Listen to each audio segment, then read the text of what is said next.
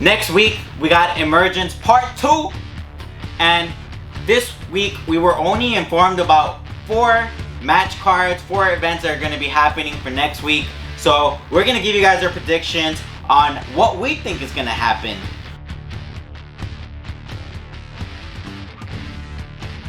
Welcome to The Beatdown! So the first match we're going to talk about is going to be Willie Mack versus Brian Myers. Now this is a new story that's developing, right? We didn't get too much about it this week. It was just simply, Willie Mack got mad because Brian Myers attacked him. So I'm kind of happy to see what's going to happen here, because I think this is a storyline that Brian Myers needs so that he can pick up the pieces after losing against Eddie Edwards and, kind of looking like he's weak and sucks. Right. I mean, Willie Mack's got a lot on his plate. He's got drama with Eric Young for what he did to Rich Swann when he announced his retirement. They've been beefing it up. He's been having issues with Eric Young, and now he's got Brian Myers to worry about as well. And based off of the way Eric Young acts, I can only imagine that next week Eric Young will have some sort of presence in the ring during Brian Myers versus Willie Mack. And I'm not a huge Brian Myers fan. I don't know his work in the past. And after seeing him debut and lose and, kind of looking weak, I wasn't too excited about him. But, this week's promo that he cut was really good, and I really like seeing this aggressive side of him. So I'm excited to see what he's gonna do. I want to see more of this aggressiveness that he brings to the ring. I like how he talked about a 70-year-old man making decisions in a trailer. So, he's got some beef with his previous employer, and I hope that he releases that anger in the ring and that he shows his previous employer what he has to offer. So I really think Brian Myers is going to come to the ring and he's going to leave it all inside the ring. He's really going to give it his all because he has a lot to prove for himself. And he picked a good match. He picked a good competitor, Willie Mack. Well, analyzing, they both come from a previous loss. Willie Mack just recently lost his last match. He lost against Chris Bray. He had his rematch and he lost as well. And then Brian Myers also just had a loss. So both of these competitors are coming in with one loss on their previous match. So I think as far as morale goes, as far as their personal character momentum, they both want the W. They both want the win. They don't want to be going on a losing streak, because then other wrestlers will see that and they might pick at them at targets. You know what I mean? They might say, hey, he's been losing. Let me pick a fight with this guy.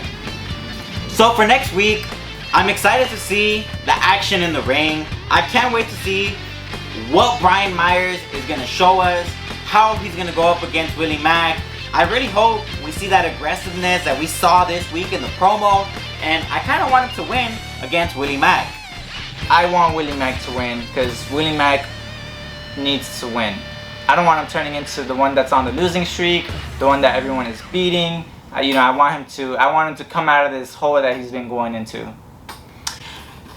Next week, we're also gonna have EC3 talk about why he took the prop, which was Moose's title. And I'm wondering what EC3 has to say for himself. Why did he steal the title? Why did he steal the prop? Is this just to get underneath Moose's skin, to play mind games with him? Because now Moose is gonna be pissed that he doesn't have his prop that he's been holding so dearly, because he really thinks he's a champ. Yeah, I wonder what EC3 has to say, and I wonder what's coming for Moose and EC3. What's gonna happen? He's just gonna come up on the ring and say how he feels, why he did what he did. We're probably gonna see Moose interfere, and we'll probably see a little bit of a build-up there. We're gonna see a few punches get hit, and I already know that Impact staff and security is gonna come and break it up because they don't want to let us see that fight until the next pay-per-view. I'm rooting for EC3. I can't wait to see how this develops. We're also gonna have Eddie Edwards compete against a mystery opponent. I'm surprised we didn't see him fight this week because he's been fighting every single week defending his title. But next week, he's gonna defend this title against who knows who. I'm really wondering who's gonna show up.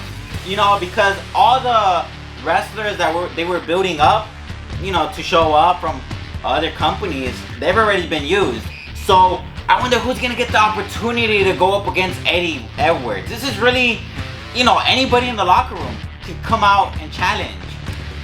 Well, we've seen Rob Van Dam be a little MIA, so he might just come back for next week's open challenge.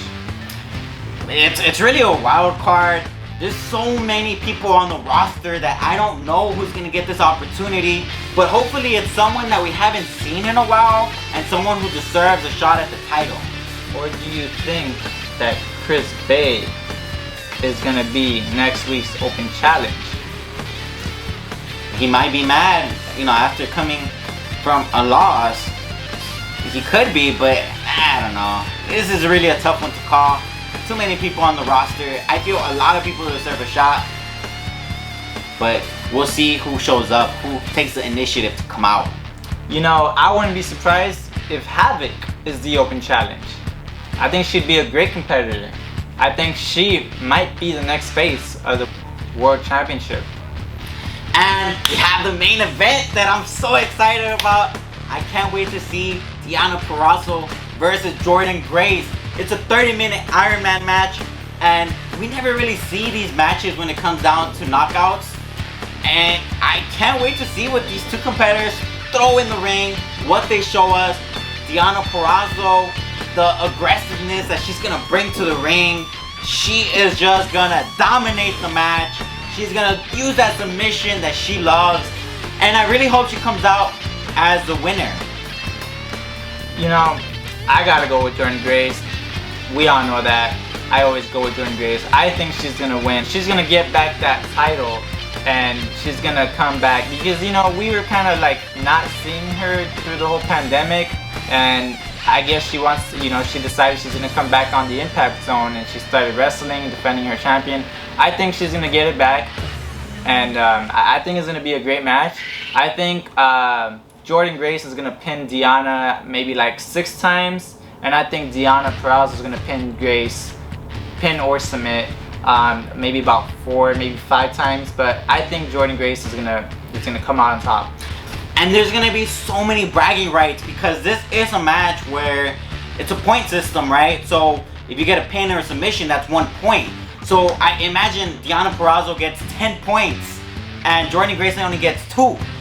That's gonna be so good for Deonna. So many bragging rights. It's just gonna propel her ego and prove that she's here to stay and prove that she deserves to be Knockouts champion. But these are our predictions. We can't wait for next week. It's gonna be another jam-packed episode. What's gonna happen on Wrestle House? We're gonna see Larry D and Rosemary's storyline progress. Who's gonna get in the ring? Who stole the beer? So many questions for next week. And we hope you guys check us out. If you guys haven't hit that like button, make sure you do. Make sure you subscribe so you guys can stay up to date with our new episodes. And this was The Beatdown.